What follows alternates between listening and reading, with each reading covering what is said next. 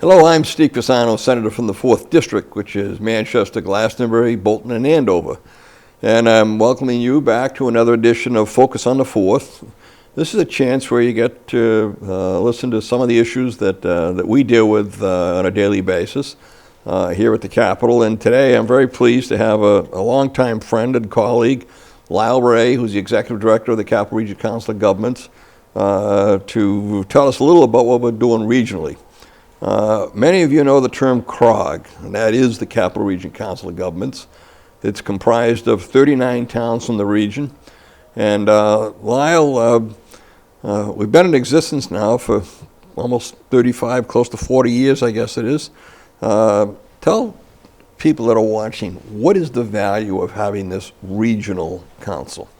Well, I think one of the things, I call it the Goldilocks principles. It's like some things are too hot and too cold. There's things that are not appropriate for the state level and not appropriate for the town level. They're appropriate for the in-between level. And there's a whole bunch of those things: transportation planning, land use planning, efficient purchase of services, providing certain kinds of municipal back office functions like information technology. So in the middle layer there, it's bigger than a town, smaller than a state. There's a whole variety of things we could be doing more efficiently at what we call the regional level. And that's sort of our work and trade, is where we try to get in that middle level to help towns be more efficient and effective. As we grew, and obviously we can talk a little later on about the recent growth, because we, through legislation, have expanded CROG and reduced the amount of regional agencies. There was a lot of discussion at our public hearings. People were afraid of counties. They said, well, this is just a county at the beginning of a county. How are we different? Well, counties are an elected form of government. About half the states have counties and half don't. In Connecticut, Governor Ribicoff at the time abolished them in 1960, so we've had no counties for 50 years, so they're gone.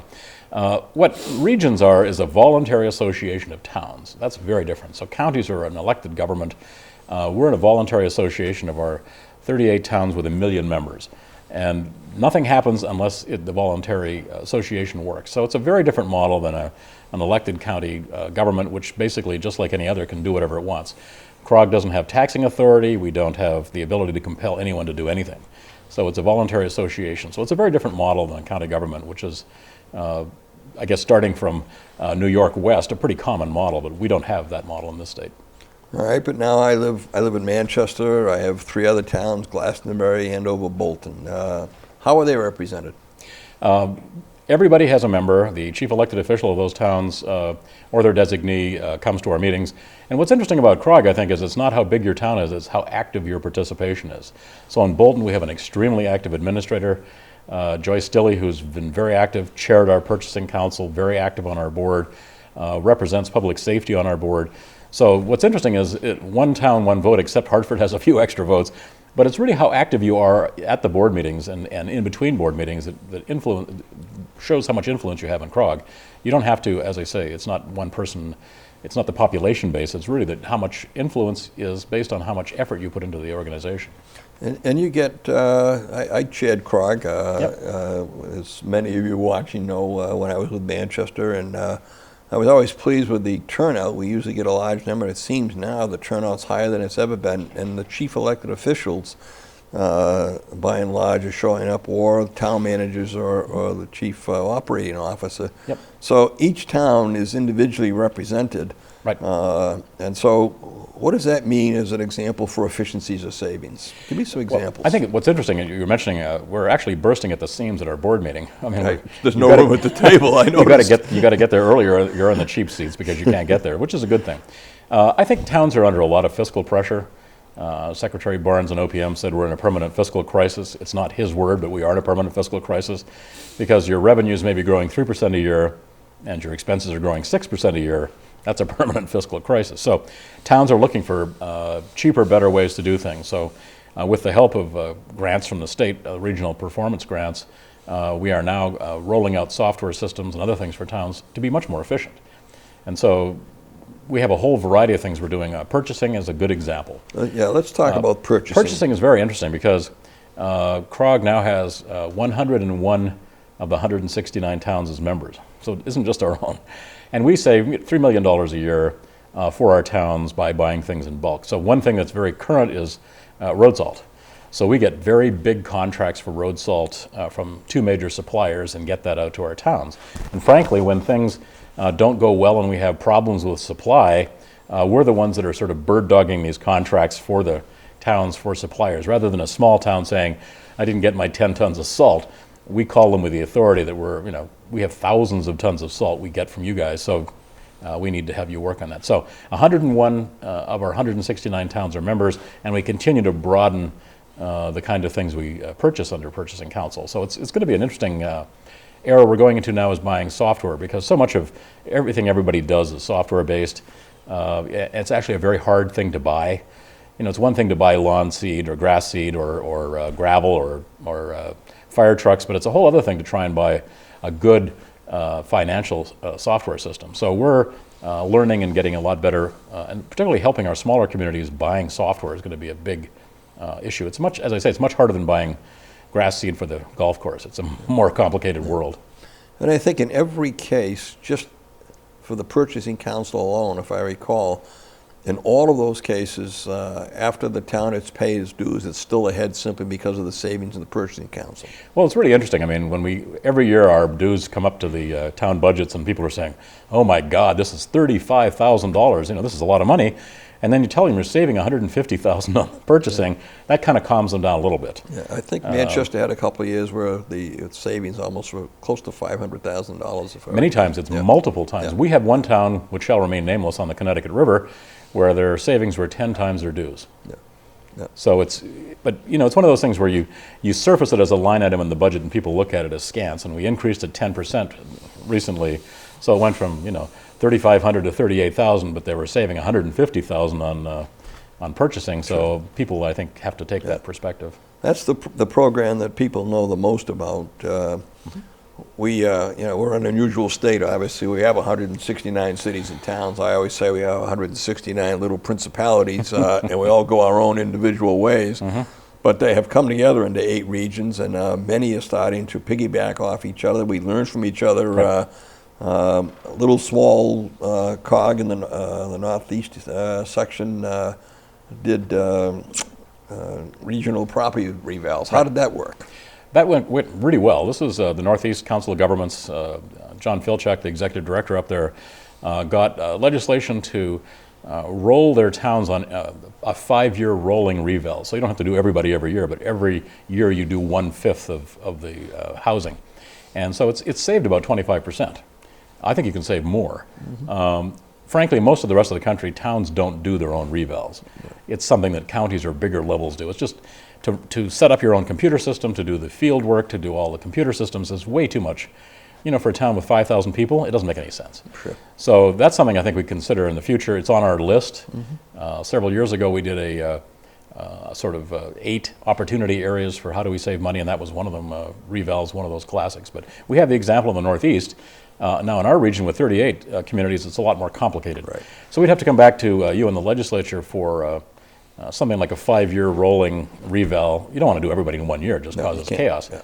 We have hundreds of thousands of parcels, but if we did 40,000 a year, we'd be fine. And the key is, instead of each individual town having to go out and bid it and pay that type of individual price, by collectively doing the revals through the lowest bidder, we're saving substantial amounts of money. Right. You're doing building permits online and other kind of permits online. Talk a little about the Permits Online program. This is one of my favorites. Again, this was from the State Regional Performance Incentive Grant Program helped getting us launched. We have now 23 cities and towns on this. And if you went to a town a few years ago for a permit to do plumbing or add a deck onto your house, oftentimes you'd have to go back multiple times. You'd have to bring pieces of paper. You'd forget something and have to go back again. You wouldn't know when the permit was in there. So they'd receive it. You'd give them a check, and then you'd wonder what the heck happened. So you're calling the town saying, I want to build a deck on my house. The contractor ready to go. Is it done yet? So towns get inundated with these kind of calls. Our new system is entirely online. The payment is online, the application is online, and you have a status of where it is online. So it tells you how many steps it's got to go through and where you are. And at the end of the process, you print out at home, you print out the permit and stick it on your window. So you don't have to go anywhere. And so it's not just a boon for homeowners, but if you're a small plumber, electrical contractor and others that don't want to be running to multiple town halls multiple times, it saves enormous amounts of effort. So it's a major breakthrough. Again, it's also a fancy thing in the sense that the status of all the permits rolls up into the town manager's office, and they can see the ones that are on time, slightly behind, or off track, so they can problem solve. So it's really kind of moving into the 21st century with services to customers and the towns. I was at I don't know if it was a regional or an annual meeting of the builders, and that was one of the things that they were raving about, that they could literally sit in their truck while something was being moved or whatever it might be, and put in an application, pay for a fee, do the contact that had to be done, and so on. But a lot of small businesses have to have runners. Yeah. You know, if you're in these contracting businesses, you have to have runners to go back to towns with pieces of paper and checks and running all over the place. And that's just, you know, burning into your bottom line. You're not making any money off of a runner. You're able to move to online and just get it done. All right, we're going to take a break. We're going to come back. I want to talk about transportation projects. We have obviously the busway that's will be opening soon, and a new busway coming. And I don't really think people understand the background behind that. We're going to talk about that when we come back. So we'll take our break and come back in a few seconds.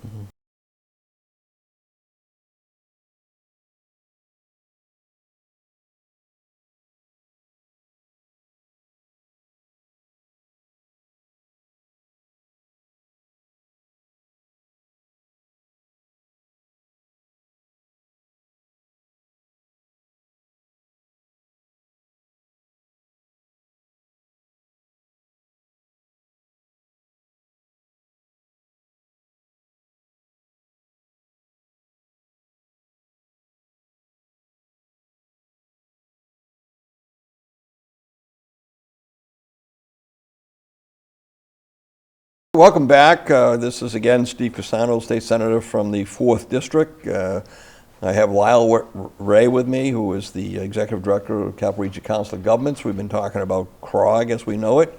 Most of you are familiar with CROG because of transportation. Many people are betwixt by the idea of the busway and why it's happened and so on. And some of you probably don't know that there's a busway 2 coming. So let's talk about the two, vastly different. And let's start with the busway that's going to be opening this month. Right. Well, we're really excited about this, and you well know this goes back to the 1990s, and you were on some of the initial prospecting missions to look at rapid transit in the 1990s. But we're 30-some days away from the opening of the rapid transit line called Fast Track, going from downtown New Britain to downtown Hartford. And what's interesting about a busway as opposed to a rail line is you add in circulators and loops to go to major employers. So along that line, you go to Central Connecticut State University, that's not on the line but close. You go to Yukon-Dempsey Hospital, that's not on the line but close.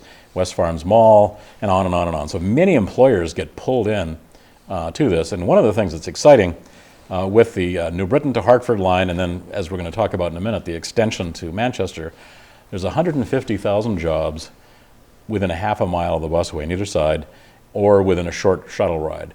And that is a very powerful rapid transit tool. It's about jobs. In other words, if you build a corridor where there's nobody going to work, it doesn't work. So we have 150,000 jobs, and many of those are jobs that people are likely to use transit. So a lot of people in hospitals use transit, a lot of people in universities use transit, a lot of people in shopping center staff use transit. So we have 150,000 jobs. And when we flip the switch, we're not going to have the 16,000 riders a day that we expect in a few years. We're going to have a good, respectable showing.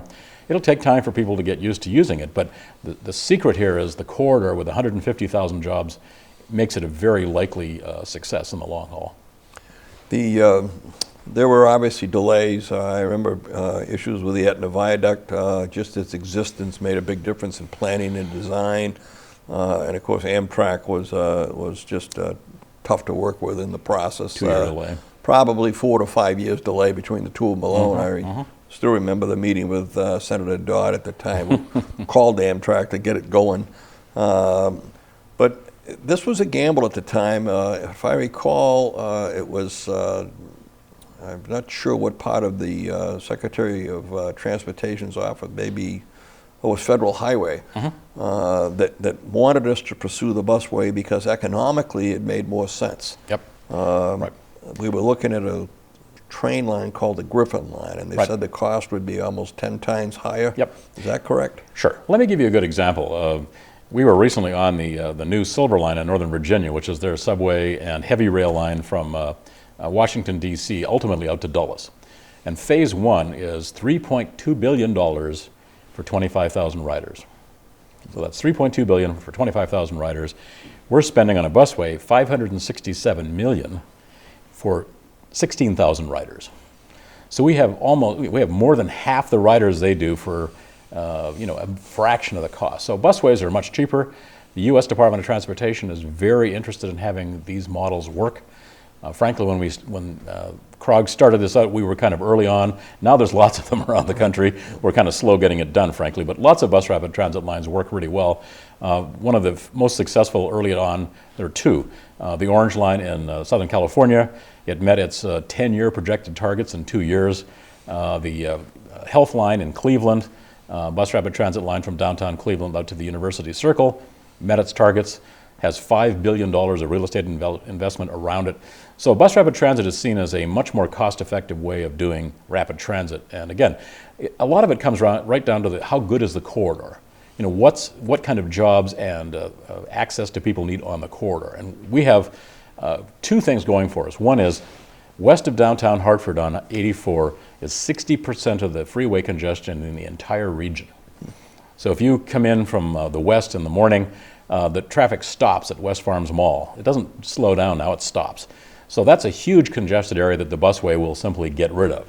So if you want to jump on the bus rapid transit line at West Farms Mall, you just blow right through that, or you can watch the people sitting there. Sure. The other piece, as I say, it has 150,000 jobs on the corridor, which is really critical, and the kind of jobs where people are likely to use transit. And it was interesting, in some of the discussions that went on, we knew the Etna Viaduct has to be done. We've seen multi-billion-dollar projections. They're going to have to do something. Yep. The train, if we had a train instead, the train would stop at the viaduct. You'd have to get on a bus to go around the viaduct. Right. Well, you mentioned an important point about rail, and there's a lot of myths. I mean, buses have a bad rap, and they need a sort of public relations makeover, which is really kind of a tragedy because they're a very efficient, flexible model. Here's the deal. When you get on the bus rapid transit line in New Britain, you can get on from a Waterbury Express line that gets on the fast track. You can get on there from a bus circulating in downtown New Britain, and people will be feeding in from Yukon Hospital and so on. That doesn't work on a rail line as well. And so at the end of the line, we've got to remember this, in downtown Hartford, when the fast track bus gets to the Union Station, it then loops to the major employers in downtown. You don't even have to get out of your seat.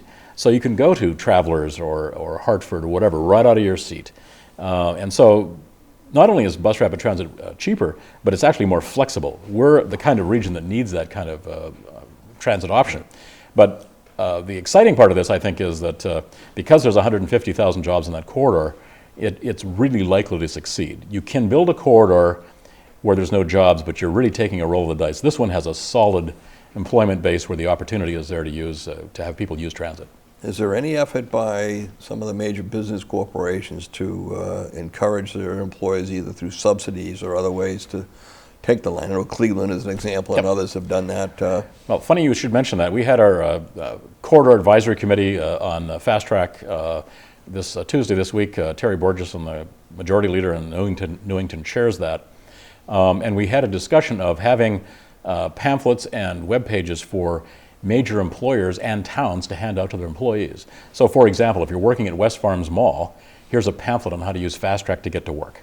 Or if you're working at CCSU, here's a pamphlet on how to get to work. So that'll be the kind of thing we'll be working on in the next couple of months. And there are some places that give employees parking costs and so on. Right. They could well trade that off of you could ride the bus rate free for the parking costs, basically. And those are the kinds of things I know other places have done. Well, many places have stopped giving employees parking benefits and start giving them a flexible benefit that you can use for transit. Right. So, for example, if parking costs $100 a month, you can get a free transit pass and pocket the balance because you don't want to pay for that. Yeah. And it costs $70,000 to $100,000 to build a parking ramp slot, so you don't want to be doing that. So it's cheaper. All right, Busway East. We talked about this was remember at CROG. This was the second of the busways that we had talked about. substantially cheaper. Why is it so much cheaper? And Right. and what's the plan for Busway East? Well, the big deal on Busway East is ultimately getting from Hartford through East Hartford, South Windsor to Manchester Mall, but ultimately out to Yukon and stores. So that's the end of the line, which is, I think, critical. And in the current transportation proposal we have from the governor's office, the 5-year plan is to get us from Hartford to Manchester. And again, very strong employment base. Pratt & Whitney, Manchester Hospital, Manchester Community College. We have a fairly heavy, Goodwin College. There's a heavy employment base very near this. And so the Fast Track East with the shuttle buses is likely to be very successful. Now, the good news is the HOV, high occupancy vehicle lanes, already there to be used for the busway. The reason the busway west was so expensive is we had to build a 10-mile road. In Amtrak right-of-way, it was a big problem. So building a 10-mile, 2-lane road is expensive. So that's why that was expensive. Now we have it. So the high occupancy vehicle lane, most of the way to Manchester Mall, build a transit center, and you're done. Then from Manchester to Yukon, we have some kind of choices to make using 44 or south of 84 access to stores, and there's some bottlenecks there that we have to worry about. But ultimately, that's the next major destination, because if you look at the number of students at stores, probably 25% of the students are also staff. In other words, if you have 15,000 students, you got 4,000 employees. So that's a major destination. That's also important because I know that Yukon want to be able to connect with Rensselaer Field, with Yukon on the other side of the river, and so on. So that, that's substantially important. But you bring up an important point, which is very important for sporting events and for things of that nature, which is bus rapid transit lines are very flexible. So if you had a major event at Rensselaer and wanted to run 80 buses there, that's a lot of people. And so, that's 3,000 people in 80 buses. I mean, you can actually move a lot of people and you can add them in. So if you have a weekend tournament at Rensselaer, you add them onto the busway and you're done, you stop it. Sure. So the point about it is when you want to and move people from stores or move people from central Connecticut, so buses are very flexible. Again, as I say, they need a public relations makeover, but it's a very effective way of getting people moving from place to place. Right. Well, we got 2 minutes left. We've wanted to talk a little about, I knew we could talk for hours, as we both know. With the budget this year, there were no grants, no regional incentive grants and so on. What's that going to mean for CROG? Well, it slows us down, but I think one of the things that's very positive, and I think one of the critical aspects is restoring the Nutmeg computer network between towns. We worked very hard in the next 18 months to get all of our towns connected to the Nutmeg network, because that's the way you connect towns to software. And so we are poised with a data center, and if we can get the Nutmeg network restored, to do a lot of good stuff. I'll give you one example. So very fancy financial software is called Enterprise Resource Planning. Very fancy stuff. In a previous life, when I was in county government, we were spending $750,000 each for 4 modules. Do the math. So it's $3 million. Now you can rent it for $1,500 a month. So the new economy of software as a service gets so much cheaper. So if we can get the network up, we can do a whole lot of stuff without a lot of new money. But we got to keep the network, critical aspect, Nutmeg network has to be in place. Otherwise, we can actually do a lot of things without a lot of new money. Sure. Well, that'll be the priority. I know the regions, the 8 regions, this is their highest priority. It connects the entire state. And, Exactly. We've got to try and find a way to find that. I want to thank you. It's been interesting. I hope for people watching, CROG does a lot of wonderful things for all of our cities and towns. It's brought us together as one. We talk and communicate with one another, and it's been a pleasure to have you on, and look forward to maybe doing this again sometime in another year or so. Anytime. Thank you very much. Thanks again very much, and look forward to having you back again next time on Focus on the 4th. We've applied for a special financing assistance program from the DECD, which will help us grow jobs. Specifically, we intend to grow from 42 to 80 employees over the next 5 years. And the special financing agreement from the DECD will help fund, not only help us pay for the labor expense and the payroll and the benefits costs, but also the CapEx needed to buy new equipment that our new employees will be working on. So it's a huge help for us to grow the company and get it to the next level, and to support our customers, specifically the aerospace industry and Pratt & Whitney, Sikorsky, Department of Defense. and they're good jobs. They're very well-paying jobs. It's critical because the consistency of the orders and the revenues. So we know from doing business with these established, very good companies that there are more orders. So we know that we have the confidence that we can employ people and that the revenue will be coming in so that we can meet payroll and continue to grow the jobs. So it's critical to be a part of that supply chain and to be a gold supplier. I mean, UTC, Pratt Whitney, Sikorsky, they place a high value on the fact that we're a gold supplier, which means that we have to meet stringent testing of quality standards, and because they don't want to just do business with a fly-by-night outfit.